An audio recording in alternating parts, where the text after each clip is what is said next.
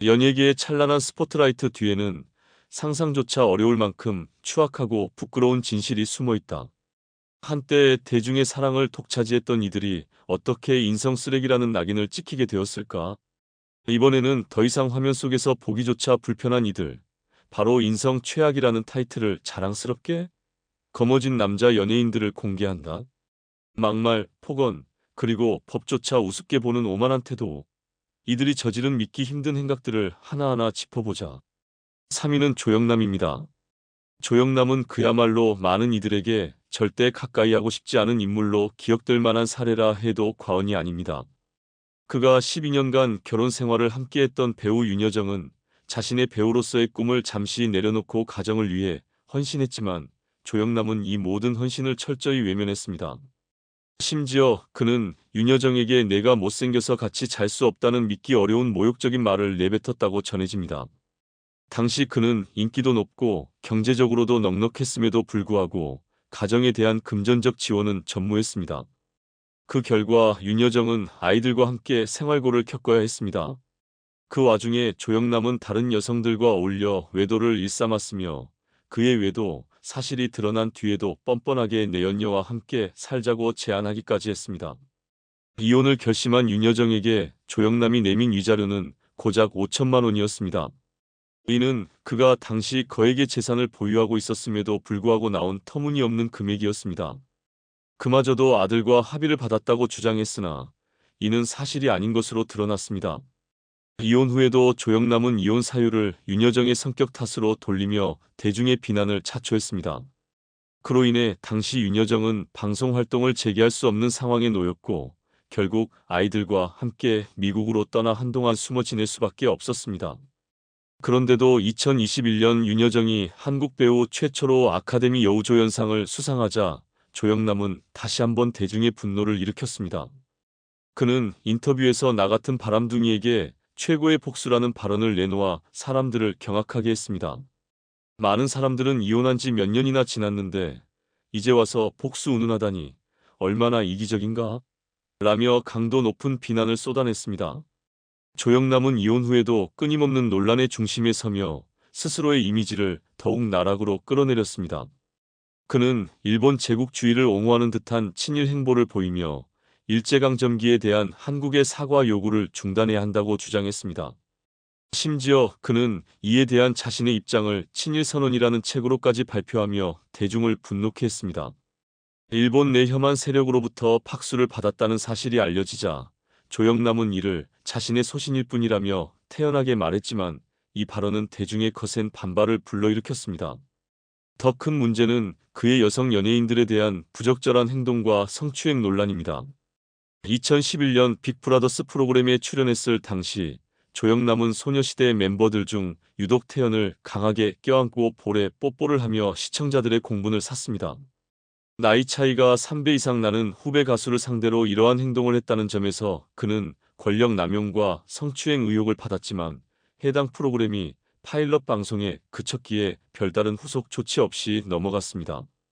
2013년 섹션 TV에서 리포터로 등장한 사유리가 작품을 싸게 살 수 있느냐고 묻자 그는 내 여자친구나 애인이 되면 가능하다며 불쾌한 농담을 던졌습니다. 당시 사유리의 인지도가 낮았던 탓에 사건은 조용히 묻혔지만 그의 태도는 많은 이들에게 씁쓸함을 남겼습니다. 2014년에도 그는 여전히 같은 행동을 반복했습니다. 연예 가중계 촬영 중 리포터로 등장한 레인보우의 지숙에게 결혼하자고 치근떡대며 지숙이 불편한 기색으로 피하는 모습이 방송 화면에 고스란히 담겼습니다. 논란이 커지자 조영남은 나이를 알고 나서 취소했다고 해명했지만 이는 또 다른 조롱과 비난을 불렀습니다. 사람들은 이게 해명이냐, 변명조차 저급하다며 강하게 비판했습니다. 이처럼 조영남은 자신의 부적절한 언행에 대해 반성은커녕 논란을 반복하며 대중의 인내심을 시험해왔습니다. 2015년 가수 제시에게 첫 만남에서 결혼하자는 말을 꺼냈고 악수를 하는 중 제시가 손을 떼려 하자 의도적으로 손을 놓지 않았습니다. 제시는 자연스럽게 조영남을 다른 자리로 안내하는 모습까지 보였습니다. 심지어 생방송 무대에서는 가사도 제대로 외워오지 않거나 직전에 말을 자꾸 바꿔 눈살을 찌푸리게 만들었습니다. 제시와 여성 백댄서들이 대기 중인 탈의실 바로 앞에서 그는 바지 지퍼를 풀고 윗옷을 모두 벗는 행동을 했습니다. 이로 인해 현장에 있던 모두가 크게 당황했습니다. 가장 충격적인 사건은 조영남의 입양딸과 관련된 발언입니다. 한 잡지 인터뷰에서 그는 입양딸의 가슴에 대해 말하며 엄청 사정해야 한번 보여줄까 말까인데 정말 예뻐. 환상적이야. 그렇게 성스럽고 아름다운 걸 브래지어 속에 꼭꼭 숨기고 다녀야 하다니라고 언급했습니다. 당시 입양딸의 나이는 겨우 15살이었습니다. 그는 인터뷰에서 한창 예쁠 땐 절대 안 보여주다가 늙으면 간수도 안 한다. 이게 자연 법칙에 어긋나는 일 아니냐고 말하기까지 했습니다. 이런 발언이 기사화될 정도로 공개적으로 말한 것을 보면 실제로 얼마나 더 심했을지 상상도 하기 어렵습니다. 여기에 더해 조영남은 그림 대작 사건으로 또 한 번 논란이 되었습니다. 그는 화가로 활동하며 큰 돈을 벌었지만 직접 그림을 그린 것이 아니라 대작 화가 송 씨에게 맡긴 것으로 드러났습니다. 송 씨는 그림 한 점당 고작 10만 원만 받았고 조영남은 이를 자신이 그렸다고 속여 판매했습니다. 이로 인해 노동 착취 논란까지 불거졌습니다. 하지만 대법원은 그에게 무죄를 선고했고 그는 여전히 당당하게 활동 중입니다. 그 외에도 너무 많은 사건들로 인해 더는 그를 마주하고 싶지 않다는 반응이 많습니다. 2위는 이창명입니다.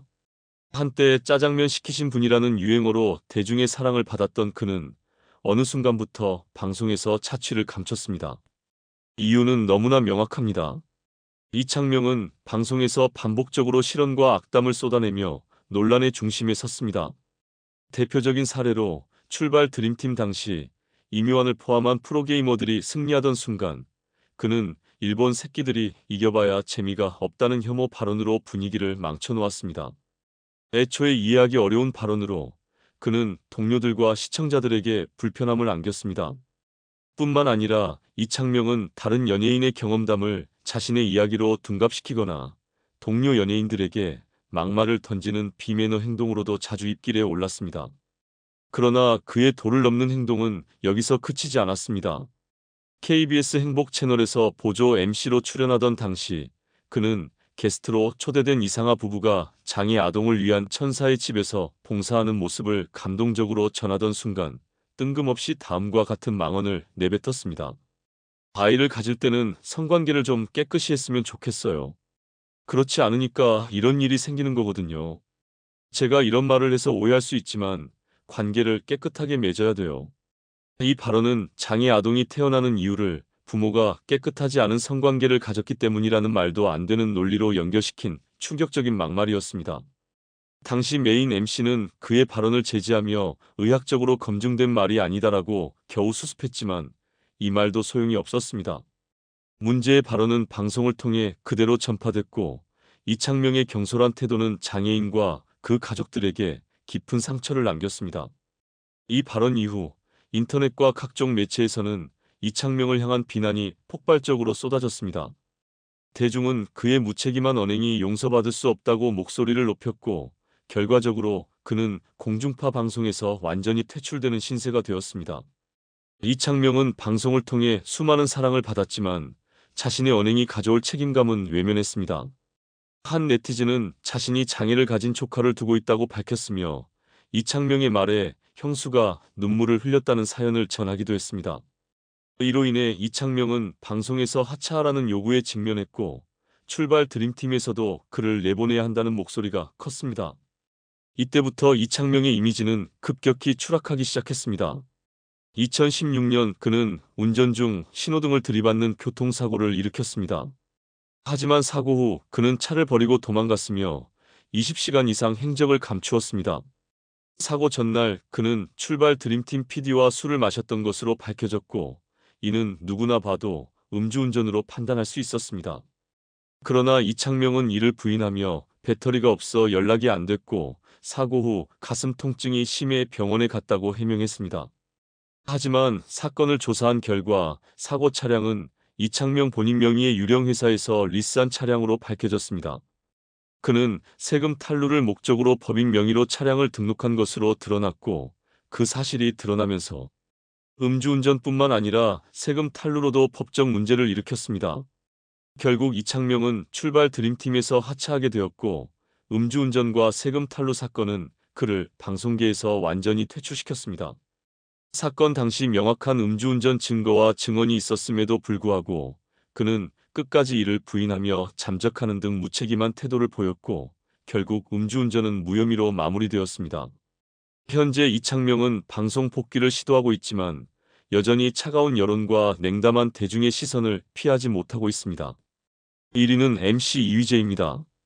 이휘재는 한때 MC로서 활발한 활동을 펼쳤지만 어느 순간 대중의 시선에서 사라졌습니다. 이는 그의 경솔한 언행과 반복된 논란이 대중의 비판을 불러왔기 때문입니다. 2006년 상상플러스에서 그는 정형돈에게 가운데 손가락, 흔히 빠큐로 불리는 제스처를 취했고 이는 편집 없이 그대로 방송되었습니다. 아무리 친한 사이라 해도 공중파 방송에서 이러한 행동을 보이는 것은 명백히 경솔하며 시청자들로부터 비판을 피할 수 없었습니다. 그러나 이 사건은 그가 저지른 논란 중 비교적 가벼운 사례에 불과했습니다. 더 큰 논란은 이후 그의 반복된 발언과 태도에서 비롯되었습니다. 2010년 스펀지 남양 특집에서 무서운 장면을 보고 고개를 돌린 이만기에게 그는 "이만기 씨, 화면 안 보실 겁니까?" 라며 호통을 쳤습니다. 이휘재는 이를 농담이었다고 해명했지만 9살이나 많은 선배를 가르치듯 대하는 그의 태도는 결코 유쾌하지 않았습니다. 방송 직후 시청자 게시판에는 이휘재 때문에 기분이 나빴다, 싸가지 없는 태도였다는 비난글이 쏟아졌습니다. 그러나 그가 대중의 비호감을 절정에 이르게 한 사건은 바로 연기대상 시상식에서 보여준 무례한 태도였습니다. 당시 이휘재는 진행자로서 시상식의 품격을 높이기는커녕 오히려 낮추는 발언과 행동을 일삼아 논란을 일으켰습니다. 그는 수상자들에게 불필요한 농담을 던지거나 진지한 순간에도 가벼운 언행을 멈추지 않았습니다. 특히 선배 배우들에게도 무례하게 대하는 모습이 방송을 통해 여과 없이 전달되며 시청자들에게 깊은 실망감을 안겼습니다. 결국 이휘재는 이러한 논란과 비판이 겹겹이 쌓이며 대중의 신뢰를 잃었고 그의 방송 활동은 점차 줄어들었습니다. 한때는 유능한 MC로 평가받았지만 그가 보여준 반복적인 경솔함과 무례함은 그의 경력을 스스로 갉아먹는 결과를 초래했습니다. 사실 그는 이전부터도 시상식 MC로서 적합하지 않다는 여론이 있었고 시상식 3주 전부터 우려의 목소리가 나올 정도였습니다. 시상식 당일 이휘재는 정장 위에 패딩을 입은 배우 성동일을 보고 이렇게 말했습니다. "의상을 보니 PD인지 연기자인지 헷갈리네요. 성동일 씨, 배우 맞으시죠?" 이 발언은 성동일을 무시하는 듯한 말투로 분위기를 어색하게 만들었고 성동일의 당황한 표정은 생방송을 통해 그대로 전달되었습니다. 이어진 수상에서는 배우 박성웅이 20년 만에 처음으로 상을 받고 수상 소감을 이야기하던 중이었습니다. 그가 성동일의 연기를 칭찬하며 기쁜 마음으로 감사를 전하고 있던 도중 이휘재는 말을 끊고 큰 웃음소리로 "동일이 형 감독님 맞네라며 끼어들었습니다. 이로 인해 박성웅은 수상 소감을 도중에 멈추고 기다려야만 했습니다. 게다가 같은 시상식에서 아이유와 이준기가 같은 작품으로 상을 받았고 아이유가 이준기에게 감사 인사를 전하자 이휘재는 "약간 이상한데요, 이 둘?" 이라며 난데없이 두 사람을 엮는 발언을 했습니다. 당시 아이유는 장기하와 공개 연애 중이었기 때문에 이휘재의 발언은 매우 부적절한 상황을 만들었습니다. 또한 그는 배우들에게는 형, 누나 등의 친근한 호칭을 사용하면서 MC로 함께한 박민아가 남궁민에게 인사 멘트를 건네자 "개인적인 인사는 대기실에서 하세요라며 면박을 주는 이중적인 태도를 보였습니다. 결국 같은 날 3명의 배우를 난처하게 만드는 행동을 이어가며 논란을 키웠습니다. 훗날 이휘재는 라디오스타에 출연해 해명을 했습니다. "성동일과 나는 막역한 사이이며 일부러 당황한 표정을 보여주며 일종의 상황극을 진행한 것이다. 현장 분위기도 좋았다. 그러나 성동일의 소속사는 성동일이 시상식 현장에 늦게 도착해 몸이 추워 패딩을 입고 있었다는 사실만 밝혔을 뿐 상황극이었다는 주장은 전혀 없었습니다. 또한 성동일은 이휘재와 별다른 친분이 없다고 밝혀 이휘재의 해명이 거짓말임이 드러났습니다. 이 사건 이후 이휘재는 더 이상 시상식 MC로 서는 일이 거의 없어졌고 방송 활동도 점차 줄어들게 되었습니다. 이때 이휘재 가족이 논란에 휘말리게 됩니다. 2021년 1월 이희재의 아내인 문정원의 인스타그램에 아랫집 주민이 층간소음 문제로 고통을 호소하는 댓글을 달면서 논란이 커졌습니다. 댓글 내용은 매트라도 깔고 뛰게 해달라, 리모델링 때부터 1년을 참았는데 임시 초기 상태라 더 이상 견딜 수가 없다는 내용이었습니다. 그도 그럴 것이 슈퍼맨이 돌아왔다 해서 보여준 바에 따르면 실내에서 이휘재와 아이들이 운동화를 신고 뛰어다니며 소음을 일으키는 모습이 여러 번 포착되었기 때문입니다. 게다가 문정원은 방송에서 이사한 집을 소개하며 아이들이 마음껏 뛰어놀 수 있어 다행이다라고 했지만 알고 보니 단독주택이 아닌 공동주택이었다는 사실이 밝혀졌습니다. 논란이 커지자 문정원은 매트를 주문했다며 공개적으로 사과했습니다. 하지만 사건은 계속해서 확산되었고 이제 가족에게 당했다고 주장하는 댓글이 달리기 시작했습니다. 또한 문정원은 에버랜드에서 아내와 아이들에게 장난감을 주고 판매하던 중 지갑을 두고 와서 잠시 후에 온다고 했으나 마감까지 오지 않자 직원이 사비로 32,000원을 채워넣었다는 내용이 알려지면서 논란이 커졌습니다. 문정원은 다시 SNS로 사과를 했지만 논란은 쉽게 사그라지지 않았습니다. 그 외에도 이휘재와 문정원 부부는 수지에서 이사할 당시 학원비를 내지 않고 이사를 가거나 아이들이 다른 사람의 과제를 함부로 먹는 등의 일도 있었고 마일리지가 부족한 상황에서 사과나 배상도 하지 않았다고 전해집니다. 아이들이 비행기에서 일시간 내내 떠들고 아무 제지도 받지 않거나 놀이터와 키즈카페에서 다른 아이들을 괴롭히거나 폭력을 행사하는 등의 사건이 반복되었고 결국 그들의 평판은 엉망이 되었습니다. 대중들은 이휘재 가족이 더 이상 참을 수 없다며 등을 돌리기 시작했고 현재 이휘재 가족은 캐나다로 이주한 것으로 알려졌습니다. 대중들은 그들이 떠난 것에 대해 꼴 보기 싫었는데 잘됐다라는 반응을 보였습니다. 무대에서 완벽한 퍼포먼스를 선보이는 아이돌들, 드라마와 영화에서 연기를 통해 대중들과 만나는 배우들, 연예인들은 종종 자신들의 진짜 모습이 아닌 조작된 이미지로 대중에게 기억되곤 합니다. 그래서 연예인들은 리얼리티쇼나 토크쇼 같은 예능 프로그램에 출연하여 본인의 진짜 모습을 보여주기도 합니다. 예능 프로그램에 대본이 존재한다고는 해도 자연스러운 모습을 보여줄 수 있어 많은 시청자들에게 호감을 얻는 경우가 많습니다. 그러나 때로는 본 모습을 지나치게 드러낸 나머지 인성 논란에 휘말리는 연예인들도 있습니다.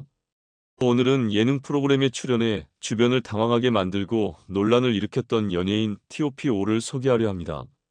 5위는 배우 이주연입니다.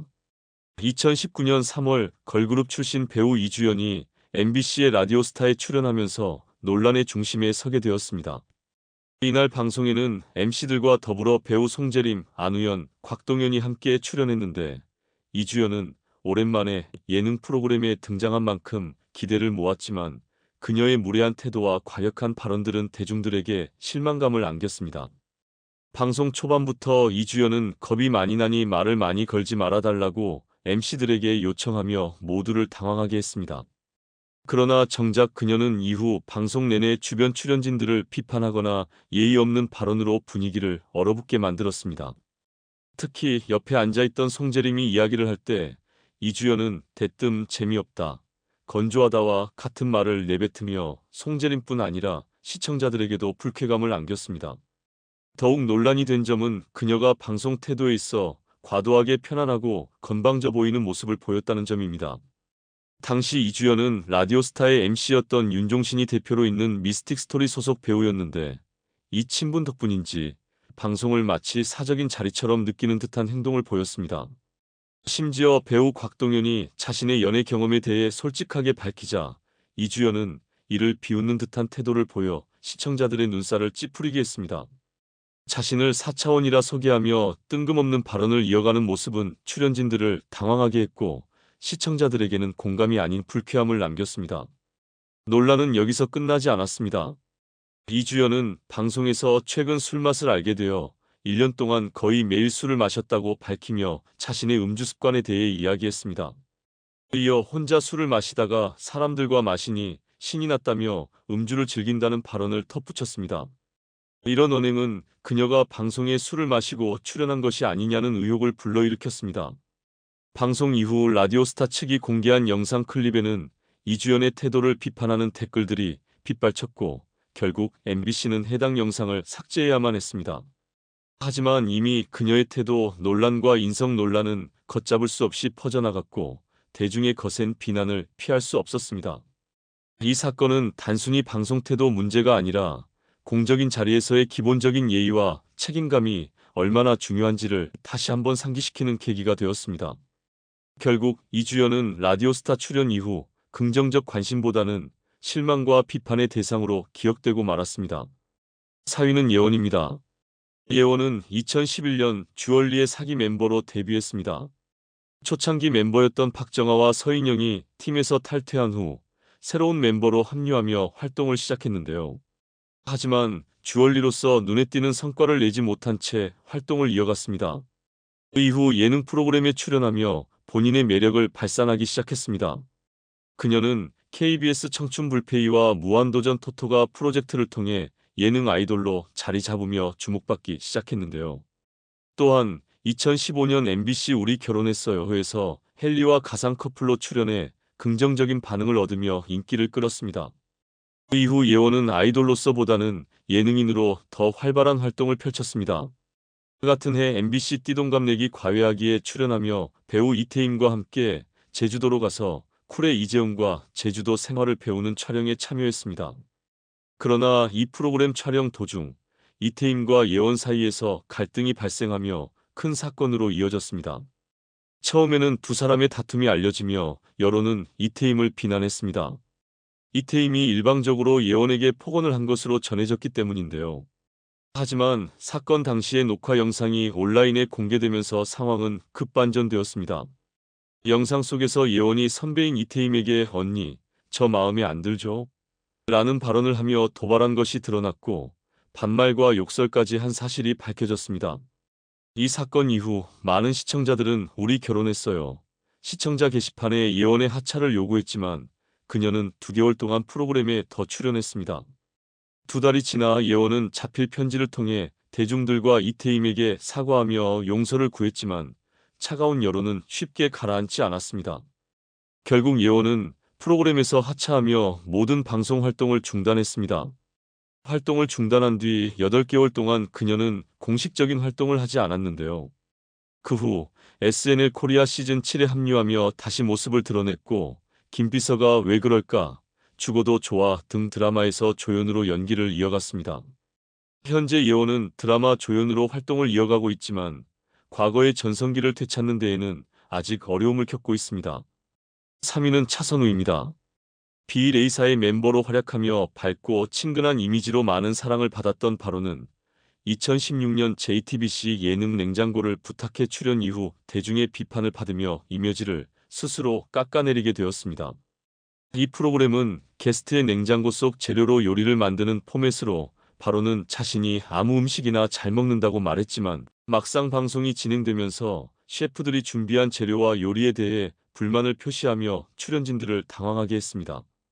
예를 들어 한 셰프가 빵 반죽에 요거트를 넣으려 하자 그는 요거트는 별로 안 좋아한다고 말하며 불만을 드러냈고, 동남아 음식을 준비하던 홍석천에게는 동남아 음식보다는 LA 흑인들이 먹는 음식을 먹고 싶다고 말하며 논란의 발언을 이어갔습니다. 이러한 태도는 단순히 개인 취향의 문제가 아니라 셰프들의 요리 과정마다 태클을 걸고 반박하는 모습을 보여 대중과 출연진 모두에게 불편함을 주었습니다. 방송 중 바로의 무례한 태도는 함께 출연한 탁재훈마저 언급하지 않을 수 없게 만들었습니다. 탁재훈은 그의 까다로운 태도에 어린 사람이 꽤 까다롭네라고 지적하며 불편함을 드러냈습니다. 더불어 바로는 자신에게 제공된 요리를 맛본 후 탁재훈을 약 올리는 듯한 행동을 보였고, 이에 탁재훈이 지금 나 놀리는 거냐라며 굳은 표정을 짓는 장면이 그대로 방송에 담겼습니다. 게다가 바로는 셰프가 만든 음식을 맛보고 어디선가 먹어본 맛 같다며 셰프의 기분을 상하게 할 만한 발언을 서슴지 않았습니다. 이러한 모습은 방송 이후 큰 논란으로 이어졌습니다. 이는 단순한 컨셉이었을 가능성도 있었지만 2년 후인 2018년 바로는 또 다른 논란을 일으키며 스스로 대중의 신뢰를 더 깊은 나락으로 떨어뜨렸습니다. 한 인터넷 스트리밍 방송에서 그는 팬클럽 이름을 캐시 연금로 할 걸 그랬다고 발언하며 팬들마저 등을 돌리게 만들었습니다. 팬들의 헌신과 사랑을 돈으로 치환하는 듯한 이 발언은 팬덤 내에서 큰 논란을 불러일으켰고 바로에 대한 신뢰를 송두리째 무너뜨렸습니다. 연이어 논란에 휘말린 그는 결국 군 입대를 선택하며 한동안 활동을 중단하게 되었고 대중 앞에서 차취를 감췄습니다. 현재 바로는 2024년 2월 제대를 앞두고 있다고 전해졌지만 그의 복귀가 긍정적으로 받아들여질지는 미지수입니다. 바로는 과거의 발언과 행동이 남긴 깊은 상처를 어떻게 회복할지 대중은 여전히 그를 지켜보고 있습니다. 2위는 김희선입니다. 1990년대를 대표하는 여배우 중 한 명을 꼽자면 전반기에는 최진실, 후반기에는 단연 김희선이었습니다. 김희선은 그 뛰어난 외모뿐만 아니라 당시 대중문화를 선도했던 상징적인 인물로 평가받았는데요. 타고난 미모와 신세대를 대변하는 이미지를 지닌 그녀는 출연하는 드라마마다 흥행에 성공했고 광고에서도 연이어 큰 성과를 내며 오랜 시간 톱스타의 자리를 지켰습니다. 그러나 김희선 본인도 인정했듯 그녀는 젊은 시절 다소 거침없는 성격으로 잘 알려져 있었습니다. 당시 연예계에서 직설적이고 솔직한 성격으로 유명했으며 드라마 목욕탕집 남자들 대본 리딩 현장에서 선배 배우들이 앉는 자리에 거리낌 없이 앉아 배우 강부자의 꾸지람을 들은 일화는 지금까지도 전설처럼 전해지고 있습니다. 술을 좋아했던 그녀는 지인들 사이에서 토마토라는 별명으로 불렸는데요. 이는 토하고 마시고 다시 토한다는 뜻에서 유래했습니다. 드라마 미스터 쿠유 촬영 당시 대부분의 남자 배우들이 김희선의 애교에 호감을 보였지만 배우 김민종만큼은 달랐습니다. 두 사람 간의 어색한 분위기를 해소하기 위해 스태프들이 회식을 마련했는데 그 자리에서 김희선이 술에 취해 반말을 하고 주사를 부리자 김민종이 화를 참지 못하고 김희선의 뺨을 때린 사건이 유명합니다. 김민종은 이후 한 프로그램 인터뷰에서 이 사건을 후회한다고 고백한 바 있습니다. 이 사건은 김희선의 인성 논란으로 번질 수 있었지만 김민종의 폭력적인 행동이 더 부각되면서 해당 논란이 잠재워진 측면도 있었습니다. 솔직하고 거침없는 성격 때문에 젊은 시절 종종 논란에 휘말렸던 김희선은 최근에는 오히려 소탈하고 친근한 이미지로 평가받고 있습니다. 그녀가 변한 것일까요? 아니면 대중들의 시선이 달라진 것일까요? 1위는 김연주입니다. 김연주는 1996년 가수 김현철의 5집 타이틀곡 일생을 뮤직비디오로 연예계에 첫 발을 내디뎠습니다. 이어 1997년 가수 이승환의 5집 애원 뮤직비디오에 출연하며 하이틴 스타로 급부상했습니다. 이후 노희경 작가의 미니 시리즈 내가 사는 이유에서 술집 점대부 춘심 역할을 맡으며 본격적인 연기자의 길을 걷기 시작했는데요. 특히 노희경 작가가 김연주를 보고 참 건방진 신인이 다 있네라며 춘심 역에 캐스팅했다는 일화는 지금도 많은 이들에게 회자되고 있습니다.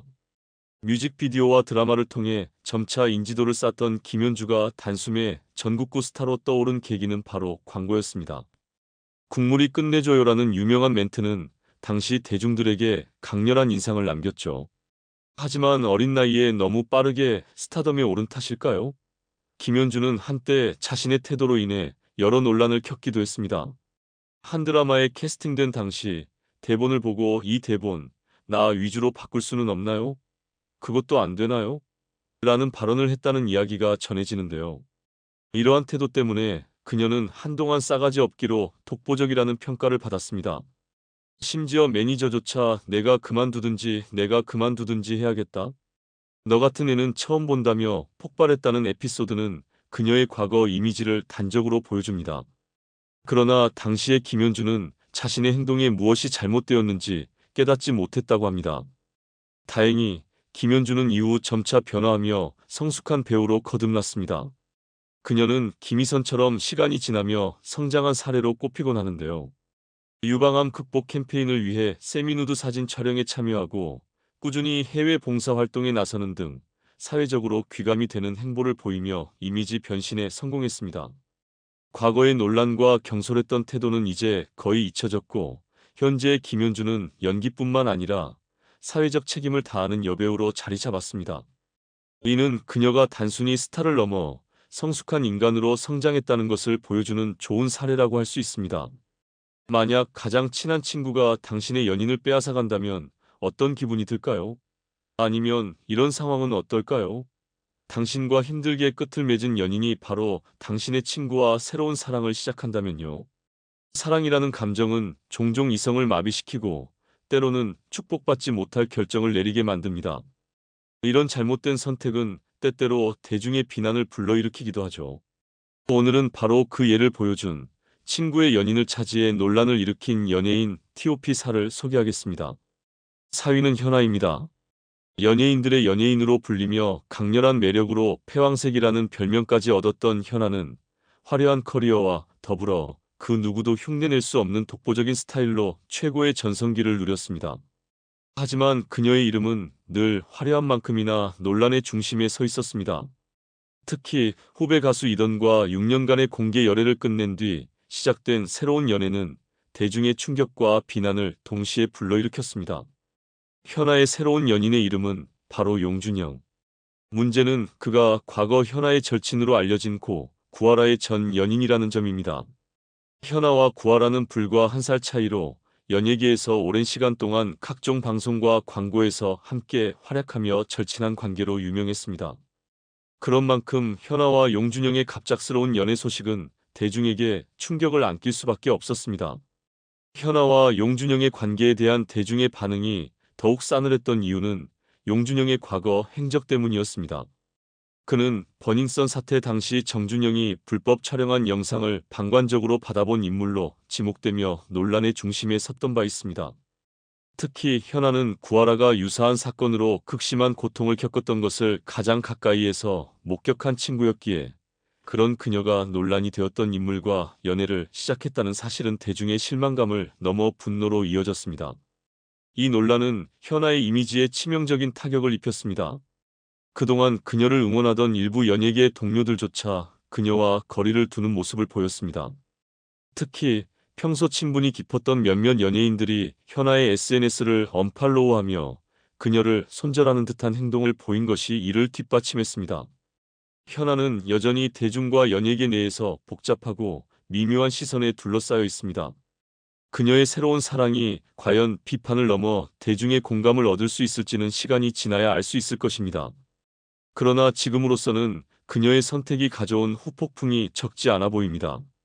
3위는 강원래입니다. 이미지 세탁계의 최상위권에 자리 잡은 강원래를 빼놓을 수 없습니다. 전성기 시절 오토바이 사고로 하반신 마비를 겪으며 안타까움을 자아냈던 강원래. 하지만 그의 삶을 조금만 다른 각도에서 들여다보면 이 사고가 오히려 방탕했던 과거를 씻어내는 절호의 기회가 되었던 건 아닌가 싶습니다. 전성기 시절 여러 여성을 상대로 끊임없이 관계를 갈아치웠다는 이야기는 이미 많은 이들이 알고 있는 공공연한 사실이며 그중 하나는 DJ DOE 이 아들과 얽혔던 사건으로 유명합니다. 예능 프로그램에 등장해 과거를 회상한 강원래는 당시 자신이 진지한 관계를 유지 중이라 믿었던 여성이 사실 이 아들과도 교제 중이었다는 사실을 나중에야 알게 되었다고 전했습니다. 심지어 이하늘과 김창렬이 그 여성의 집에 들이닥치며 상황이 드러났다고 하는데요. 이 이야기가 방영되면서 여성의 이중적인 행동에 비난이 쏟아졌고 강원래와 이하늘 모두 피해자라는 동정 여론이 일었죠. 하지만 방송 직후 이하늘이 붙이지 못한 편지라는 곡을 발표하면서 분위기는 급격히 반전됩니다. 해당 곡의 가사는 강원래가 이미 여성의 이중 관계를 알고도 부적절한 만남을 이어갔으며 서로의 오해를 푼 것이 아니라 강원래가 단독으로 상황을 왜곡한 것이라는 내용으로 구성되어 있었습니다. 평소 악동 이미지를 가지고 있던 이하늘조차 해당 사건만큼은 대중의 공감을 얻었고 결국 강원래에게 비난의 화살이 돌아갔습니다. 여기에 쐐기를 박은 사건은 바로 강원래의 아내 김송의 간증 영상입니다.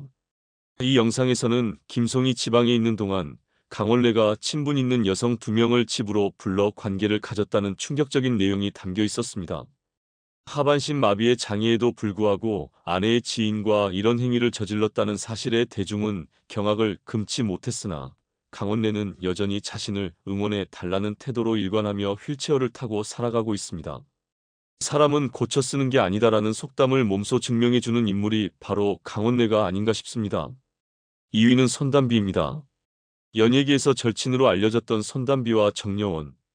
두 사람은 공유진과 함께 연예계 절친 소위로 불리며 친목 활동이 지나치다는 평가를 받을 정도로 돈독한 관계를 과시했습니다. 하지만 이들의 우정은 시간이 지나면서 애증의 관계로 변질되었고 남자 문제와 금전적인 갈등으로 결국 파국을 맞이했습니다. 2016년 정여원이 남태현과 열애 중이라는 소문이 퍼진 직후 손담비가 남태현과 다정한 셀카를 공개하며 두 사람의 관계는 균열을 보이기 시작했습니다. 이 사건은 그저 시작에 불과했습니다. 이들의 관계를 완전히 무너뜨린 것은 유명한 포항 가짜 수산업자 사기 사건이었습니다. 포항에서 드라마 동백꽃 필 무렵을 촬영 중이던 손담비는 김태훈이라는 가짜 수산업자에게 접근당했습니다. 그는 손담비와 촬영 스태프들에게 커피와 빵을 제공하며 친분을 쌓았고 이후 손담비에게 명품 의류, 가방, 포르쉐, 피아트 차량 같은 고가의 선물을 퍼부었습니다. 심지어 손담비가 정여원에게 빌렸던 5천만 원까지 대신 갚으며 키다리 아저씨로 나섰습니다. 그러나 이 모든 호의는 정여원의 복수극의 서막에 불과했습니다. 정여원은 5천만 원을 돌려받는 동시에 가짜 수산업자와 친분을 쌓으며 자신의 매력을 어필하기 시작했습니다. 그녀는 자신도 미니쿠퍼 차량을 갖고 싶다고 말하며 결국 차량을 선물받았습니다. 그 이후 손담비를 제외한 채 자신의 집으로 가짜 수산업자를 초대해 단둘이 7시간 동안 시간을 보냈다고 전해집니다. 결국 가짜 수산업자는 손담비에게 흥미를 잃고 관계를 정리했습니다. 이 과정에서 그는 손담비에게 그동안 제공했던 명품과 차량을 돌려받으려 했고 손담비는 수억 원에 달하는 선물을 반납해야 했습니다. 정여원은 남태현 사건으로 인해 손담비에게 받았던 감정적 타격을 손담비가 경제적 손실을 떠안게 함으로써 되갚았습니다. 두 사람의 우정은 이렇게 복수와 배신의 연속으로 끝을 맺었으며 대중은 진짜 할리우드급 시기라며 비아냥을 보냈습니다. 1위는 오만석입니다. 한예종 일기 출신으로 탄탄한 연기력과 개성 넘치는 연기로 주연급 배우로 자리 잡았던 오만석은 뮤지컬 헤드윅과 드라마 포도밭 그 사나이를 통해 찬사를 받으며 대중의 사랑을 받았습니다. 또한 드라마 무인시대에서 경대승 역의 박용우와 함께 출연하며 형제 같은 끈끈한 우정을 과시했죠. 그러나 이들의 관계는 2009년 KBS 1TV 드라마 다 함께 차차차에서 예상치 못한 방향으로 치닫게 됩니다.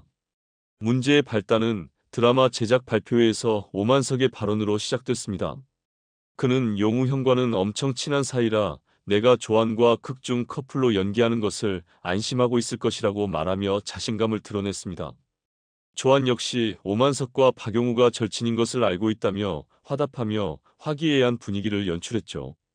그러나 드라마 방영 6개월 후 오만석과 조안의 열애설이 터지면서 상황은 급반전했습니다. 당시 조안은 박용우와 2년째 공개 연애 중이었고 오만석은 싱글 데디였기 때문에 대부분의 사람들은 열애설을 루머로 치부했습니다. 하지만 열애설 직후 조안의 미니홈피에서 박용우와 관련된 사진들이 모두 삭제되면서 결별설이 퍼지기 시작했습니다.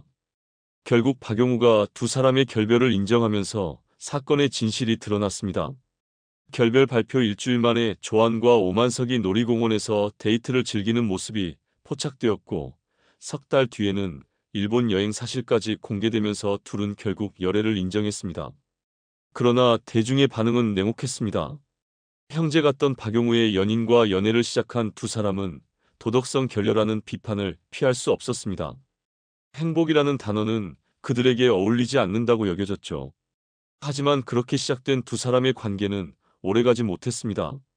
약 2년간의 교제 끝에 결국 결별했으며 현재는 각자 다른 배우자와 새로운 가정을 꾸리고 있습니다. 흥미로운 것은 절교 상태로 알려졌던 오만석과 박용우가 2014년 대종상 시상식에서 예상치 못한 재회를 했다는 점입니다. 오만석은 전철을 대신해 대리 수상자로 무대에 올랐고 박용우는 시상자로 등장하며 두 사람이 한 무대에 서게 되었죠. 당시 무대 위 두 사람의 어색한 표정은 수많은 말을 대신했습니다. 이 장면은 대중들에게 잊힌 듯했던 사건을 다시 떠올리게 만들었습니다. 친구의 연인을 빼앗은 대가가 무엇인지 묻는다면 그날 무대 위의 불편한 침묵이 가장 정확한 대답이었을지도 모릅니다. 예고 없이 찾아오는 어색함과 불편함이야말로 그 사건이 남긴 가장 큰 흔적이 아닐까요?